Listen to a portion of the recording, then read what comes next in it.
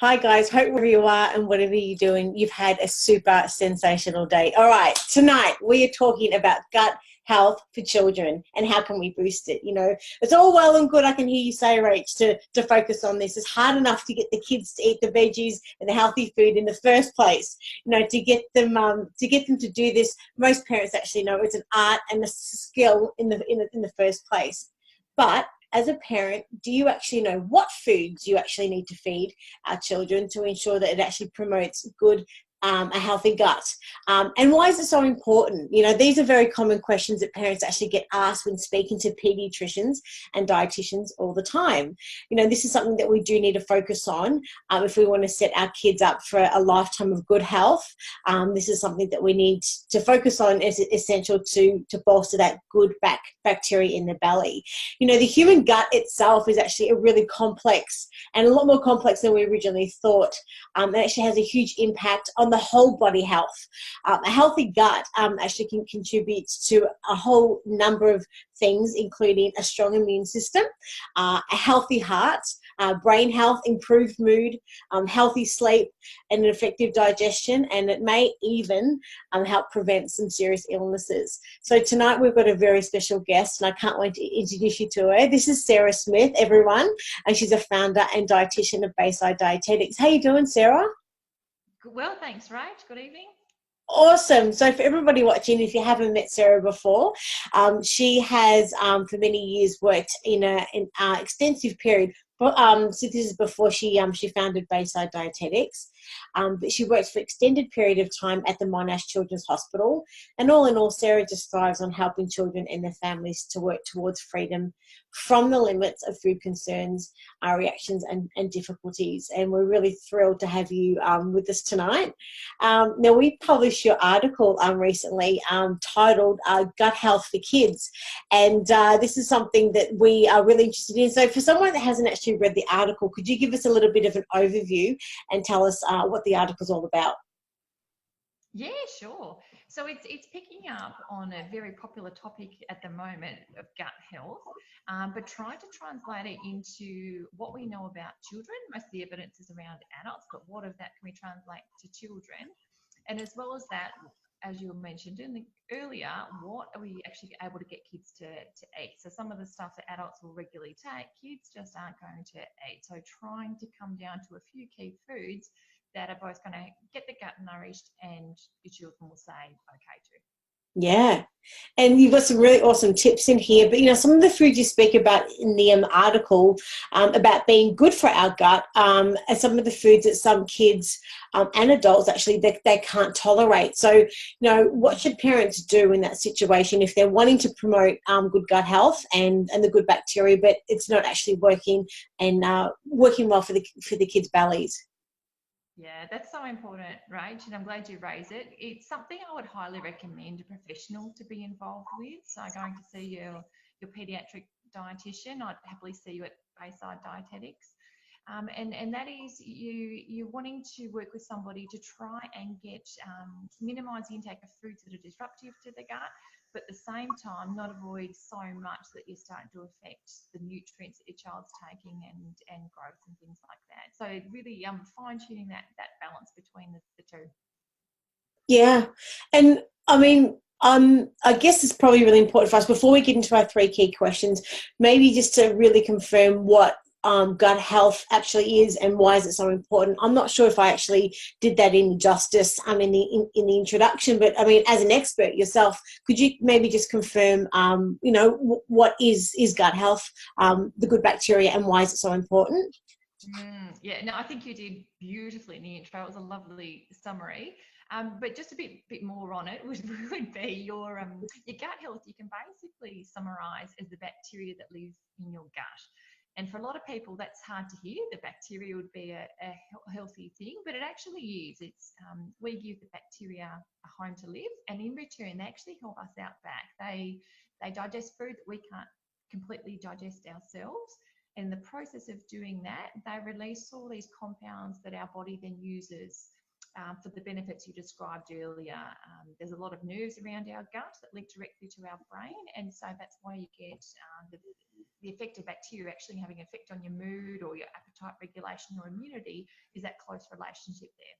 There you go. If you hear any growling in the background, this is actually just my dogs just having a bit of a growl over a biscuit that I just gave them. So I'm sorry about that. Hang on just for a second. Johnny, Mummy's actually doing a video. It's very important to be very quiet. I'm just talking to my dogs at the moment. All right, we've got our 3 key questions. So let's get cracking into those, Sarah. I'm so sorry. You just hear all this growling in the background, but, you know, that's sort of Perfect. the life. Question number 1 we've got for you. What is the top thing parents can actually do to help promote their children's gut health? Yeah, so the number 1 thing is basically to feed those bacteria that you get in the gut, and that is to eat fibre. So fibre is the one component of food that's found in plant foods that will travel all the way from your mouth all the way right through your gut to the very end, and that's where those bacteria are. So might do a topic on dogs' gut health too, hey? I'm so sorry about this. I love it. So fibre, you're basically going to be feeding and nourishing the bacteria that are supposed to be there at the end of your gut. And if you've got the good ones nourished, then you won't have any troubles with the bad ones growing in their place. Yeah, 100%. Now, the next question, I think, so I've got some other questions, but I think it all leads into question number 2. So let's get cracking straight into that, because you've got some really great tips in this article. Question number 2 is, you know, what are some different food ideas that will help our children's gut health that I guess the children are actually really going to like? And you really sort of touch on a whole heap of ideas in this article. So could you maybe just go through some of those different food ideas? Yeah, I sure can. So you've got different sources of fibre that are out there. So basically the plant material that your body can't digest, that's what fibre is. But there's a few key ones that particularly nourish the gut, and then a few amongst those that your child is actually going to have a go at trying to eat. So one of the big ones would be oats. And oats might appear in breakfast. We know them pretty well as porridge. Kids might also take muesli if it's in the form with yogurt, so a softer form like a virtue muesli or hard muesli mixed in with yogurt. And you might find opportunities too to sneak it into cooking somehow. So a recipe that you've got all this time in the world to make, of course you don't, but if you do get opportunity to bake, doing something that involves oats, or maybe it's mixed into afternoon smoothie somehow, so a bit of extra, or breakfast smoothie, a few oats mixed in to give a bit of a boost there. And there's a really good, so you keep going, yeah. Oh no, sure. I can keep talking. You stop me when you need to. So when you're moving from oats, fruit and vegetables are really, really good sources of fibre for the body. A couple that are really handy to get into the lunchbox are your apples and your bananas, and they're particularly good for the gut too. So they're perfect ones to have. Amongst the veggies, getting the wide range is really helpful. But in particular, onion and garlic are pretty helpful ones. Now, they're usually not loved by kids, particularly kids that have got high sensory awareness in the mouth. But if you can blend them in and give them no textural change to your meal and just get a bit extra in your cooking, that's a really helpful thing to do. Yeah. Moving on from fruit and veg, you could look at including, in the article I've got mention of legumes, and in particular, something that's worked for me, and then a lot of friends have tried and it works for them, would be to mix lentils in with minced meat and making a half. Awesome. Yeah, it actually works really well. So you've got your taco kits where they say add minced meat, do 50-50 and see how you go, or spag bowl, lasagna, whatever you do. That's such a great idea. And are you suggesting the green lentils that you buy in the supermarket for that then? Good question. To be honest, I'm an advocate for whatever is the easiest. So tin lentils, drain them, rinse them, throw them in your mix. They really only need to be heated up, and so that's a much easier way to do it. You'll have some out there who are way more knowledge and experience with legumes than me and might soak them and go to that. But for the average person that hasn't really used them much before, tin are great. Your tin are great. Yeah, I'm a big advocate for lentils, and I think that's an awesome idea to be hiding it in lasagna and spaghetti bolognese and all that sort of stuff. That is an awesome idea. And as you said, to mix that in with your minced meat. And there's a couple other things here you speak about, also leftovers and things like that. For example, like in a cold potato salad, which is perfect for a lunchbox. Also, that's an awesome idea. Yeah, we know that when you cool down a cooked ingredient like potatoes, it works the same for pasta, so that's another leftover one. It actually changes the way that the fibre is in within that food, all chemical, and you wouldn't know unless you had the scientists to find this out, but it happens.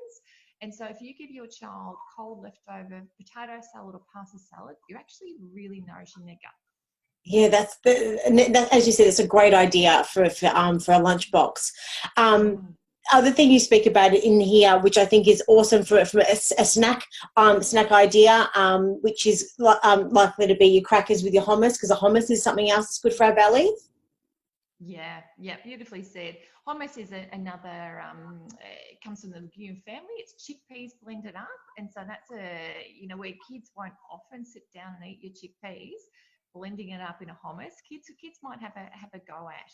And I think a nice thing for kids sometimes who might be averse to the idea of switch to a snack that straight away, some sort of tapas plate after school where you might be able to put down something you normally give them with a little bit of something you'd like their gut to have, and then something in between. So, for example, even a plate that's got a cookie on there, some carrot sticks and some hummus, and even some crackers if they need a bit more energy that day. You've got a bit of a mixture. If the kid's hungry to eat more than a cookie, there's something really nourishing there for them. And you mentioned they're talking about baking as well, and mixing. If you like to bake things for the kids, mixing half wholemeal, half white flour as well. That's genius. That's a great idea. Yeah, and it actually works quite well. You can Google a lot of wholemeal recipes out there, but they often will then have no other joy in them. There's not much flavouring to them. So by all means do that if that works for you. But if it doesn't, take any old recipe, take the flour component, give half of it white flour, half of it wholemeal flour, and that seems to work pretty well. Yeah, and I love this idea also, a lunchbox idea of actually putting in yogurt, but so to ensure that it's actually still nice and chilled for morning or sort of the big lunch, as we sort of call it, is to actually put it into the freezer overnight. So by the time sort of they get around to lunchtime, it's actually nice and cold for them. That's a great idea. Yeah, it is. I even remember that as a kid. We used to do it with the tubs that you would scoop up, and that was Yeah. such joy, that consistency. And the squeeze your peaches, I know it works well for too. So a bit of fun in the lunchbox with freezing it. Yeah, and another thing you mentioned also, Sarah, is sauerkraut, and you're saying which is the fermented cabbage. Now, I know a lot of kids may not want to eat that straight out, but you've actually put some really sort of great ideas in there how we can actually, like you were saying with the lentils, hiding in the spag bowl in the lasagna, how you can actually hide the because sauerkraut itself being cabbage is actually quite good for our tummies, isn't it? Yeah, it's a really interesting one. All the fermented foods. Interestingly, I find this fascinating. It started the idea in Bulgaria where there weren't fridges at the time to keep the milk cold, and so there was fermented milk being used. And so and that scientists noticed that people in Bulgaria in that region were having a really long life expectancy, and so they considered, was this to do with the fermented milk, and is that a relationship? And from there it's really taken off, and really exploring the benefit of fermented food, because of course that's what bacteria are doing in our gut, is fermenting this food. So looking at trying to get benefits from that. So evidence is still not particularly clear on fermented food, but there's certainly no harm being done by having it in there. And as you said, sometimes sneaking in for kids is a helpful way. Other kids will respond really well to you actually giving them the choice to have it. So quite the opposite, in fact, by saying, gosh, this is all the spread choices for a hamburger. Look, I'm mum and I'm going to put this sauerkraut on my burger and do that, because kids may just copy mum doing that. Or exactly as you said, put it in there, don't tell them about it, just get them mixed in and hidden and sneak it in that way. Yeah, and you speak about fermented milk as well in the article. How do you pronounce it? Is it kefir? Is that how you pronounce it? This is beyond my skill zone. I always call it kefir, but I'm actually not sure, to be honest. So this is something also that you can try adding honey and cinnamon and different fruits in a smoothie as well. Would you say that fermented Yeah, milk? yeah, Yeah. definitely. So mixing the flavors in, get that banana in at that time, maybe even some oats, and getting a smoothie going that way. And I think with all these things, something like that is going to work really well for some kids who don't mind a bit of a sour flavour. There are other kids out there who've got a really sensitive mouth, and any changes like that is really going to throw them off. And so that's not the choice for you, that particular one. But you're finding, all these ideas that we've got, is there one or two things maybe that you can pick up that will work for your child? But certainly if your child is going to take a kefir milkshake, great, give it a go. And it is something, as we were saying earlier on, if we want to set our kids up for a lifetime of good health, it's really essential that we bolster that bacteria at an early stage. And I guess give them at an early sort of stage in life the taste and the flavours, so they're actually sort of, I guess, starting to get that into I don't know, into their taste palette, I would say. So you would say sort of the better, to be able, within reason, to be able to give these foods to kids, for them to get them used to it, would you say, as a dietitian? Yeah, I would. I think that the ways you get it in, as you say, would be to really normalise it from an early age. The expectation that's a normal thing to eat. That's really helpful from a young age. The younger the better on that front. And we do know with gut health that younger age, under 5, you actually get more longevity of the benefits. So when you make a positive change to the gut, you actually last for longer if you're doing it for a younger child. But the other way you can always get things in is to role model it. And it's how your kids learn to walk, to talk, to have the manners that you do. Role model eating all those foods, and it's more likely that your child will copy you at some stage. Yeah, so leading by example and actually eating it first, and then is that what you mean? Yeah. That's it. Yeah, eat with your child and show them that you're eating those foods and they're quite safe and quite normal to eat. Yeah, perfect. Yeah, and we're talking before offline about the difference between real foods and commercial foods, and I guess a lot of parents thinking that putting the likes of probiotics and fibre supplements and even kombucha, which a lot of us are big fans of. Tell us a little bit about what your thoughts are, I guess, on real foods and fruit and veg, as opposed to commercial foods like we're saying, probiotics, kombucha, and fire supplements. What's your thoughts on the difference between the two? Yeah. It's a great question, because there's so many people out there will be looking to those products to give their child a hit, because it's so important to them to look after their child's gut. But so far, unfortunately, while the theory is good, the evidence hasn't been great yet. So you're way better off, if you want to look after your child's gut, to actually use whole foods, because of the mixture of fibre in there. That's what's making the difference. And it's not felt at this stage the isolated ingredients that are in the supplements and the commercial products at the moment are actually doing what we want them to do. Right, 100%. Theory, yeah, but not quite got the evidence behind them. So eat the rainbow, as they always say. Eat the rainbow. Yeah. Love it. Yeah. You cover all your different sorts of fibres in the rainbow. Perfect. But definitely your article actually does highlight the things that we need to be eating. And one thing that we didn't mention before also, I guess in the smoothies, you mentioned in the article also to be able to mix in the likes of LSA, which is a linseed, sunflower and almond mix with honey and that sort of stuff. So there's lots of different things that we can be mixing into the kids' smoothies as well, to be able to help promote that gut health. Yeah, beautiful, Rach. I like that. Yeah, something different. Kids went off and eat nuts and seeds, but mix it into a powder, chuck it in a smoothie. Perfect. Yeah, definitely for the kids that don't have the allergies. But I'm a big fan of the LSA mix, and I've got it in my smoothies. I think it's awesome. I think it's a great little combo. Yeah. Fantastic. That's fabulous. Yeah, so let's get on to question number 3. Now, how much and for how long do we need to be making these dietary changes to be able to promote the healthy gut? Yeah, so you're basically looking at how long is a piece of string. So the more that you can do, the more benefit you're going to get, and consistency is really important too. I mentioned a little earlier that you do get more benefit at a younger age by these changes, but the older you get, it's got to come with consistency to actually keep that bacteria profile. So your child's over 5, just keep it going. And I do think the best way to do that is to choose a couple of things, a couple of new ideas that you might have heard tonight, and get them in a really consistent way, rather than aiming to try and change everything and refresh everything. Just doing it realistic. What's going to work for you and your family? What can you do permanently? You might have heard, yeah, great, I can cook with oats. Oats is something I can include in the diet regularly, or it might be for you that you can sneak in that old sauerkraut because you think that would actually suit your child's taste bud. But whatever it is, being able to take the pressure off yourself to change everything, choose 1 or 2 ideas, get them in, but get them in regularly. That's the best way to go about it. And how much would you say, what percentage of our diet should really be, I guess, these types of foods, I guess, to be able to promote this good tummy health? Good question. I think I'd even hesitate to put a percentage on it, only because that might draw with it pressure and more analysis that needs to be done. I would be just encouraging parents to take opportunities to do these things and look out for pick up these new ideas.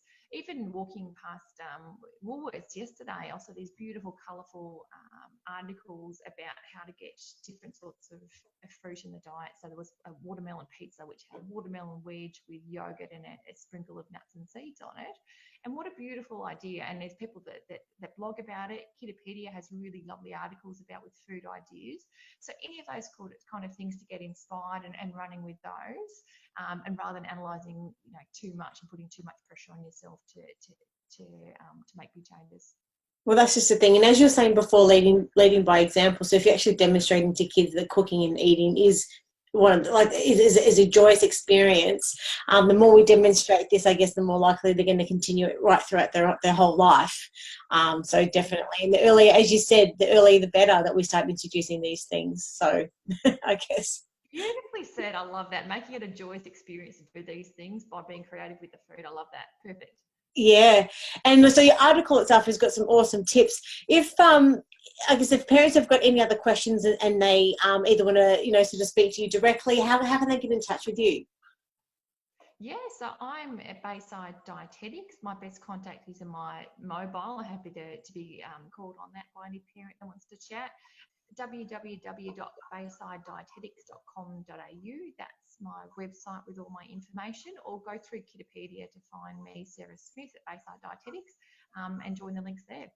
Sensational. You've given us some awesome tips tonight. For everybody else, the link to the article is in the introduction paragraph to this chat tonight. Otherwise, we'll have some links also to Sarah's website, or you can contact her directly through her website. Thank you so much for your time tonight, Sarah. And I'm sorry about my dog Johnny actually sort of wanting to take the limelight for a moment there, but I thought I'd give him two little bones to actually to have them play, and he's wanting a bit of attention. So I'm sorry about that.